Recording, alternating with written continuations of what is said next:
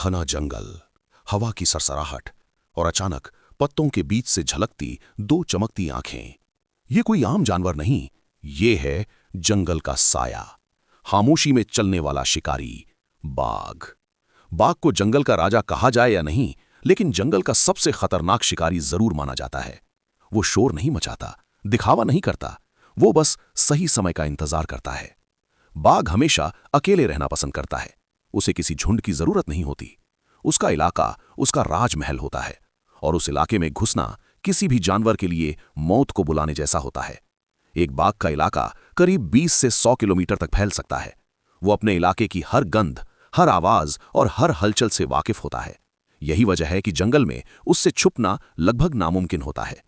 बाघ की सबसे बड़ी ताकत उसकी ताकत नहीं, बल्कि उसकी चुप्पी है। वो शिकार पर हमला करने से पहले आवाज नहीं करता, दहाड़ नहीं मारता।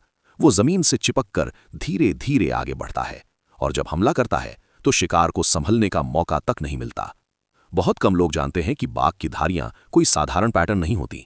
हर बाघ की धारियां इंसानी उंगलियों के निशानों की तरह एक दूसरे से अलग होती हैं। यही धारियां उसे जंगल में छुपने में मदद करती हैं। बाघ की आंखें रात के अंधेरे में इंसान से लगभग 6 गुना बेहतर देख सकती हैं। इसलिए बाघ रात का राजा कहलाता है। जहां हम कुछ नहीं देख पाते, वहां बाघ हर हरकत को नोटिस करता है। एक बाघ एक छलांग में करीब 30 फीट तक कूद सकता है। उसके जबड़े इतने ताकतवर होते हैं कि वो एक ही वार में शिकार की गर्दन तोड़ सकता है। लेकिन दिलचस्प बात यह है कि वो बेवजह शिकार नहीं करता। अगर पेट भरा है तो बाघ कई दिन तक बिना शिकार किए रह सकता है। वो सिर्फ जरूरत के लिए मारता है, शौक के लिए नहीं। यही उसे एक खतरनाक लेकिन संतुलित शिकारी बनाता है।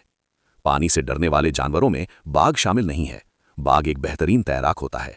वो नदियां पार कर सकता है, घंटों पानी में रह सकता है, कई बार तो पानी में भी शिकार कर लेता है। भारत के लिए बाघ सिर्फ एक जानवर नहीं है, बल्कि सम्मान और पहचान का प्रतीक है।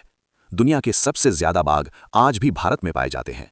लेकिन अफसोस की बात यह है कि इंसान की लालच उसके अस्तित्व के लिए खतरा बन चुकी है। जब जंगल कटते हैं तो सिर्फ पेड़ नहीं गिरते, बाघ का घर भी उजड़ता है। और जब बाघ खत्म होता है तो पूरा जंगल कमजोर हो जाता है, क्योंकि बाघ जंगल के संतुलन का रक्षक होता है। बाघ हमें सिखाता है कि असली ताकत शोर मचाने में नहीं, खामोशी में होती है। हर वक्त दिखने में नहीं, सही वक्त पर सामने आने में होती है।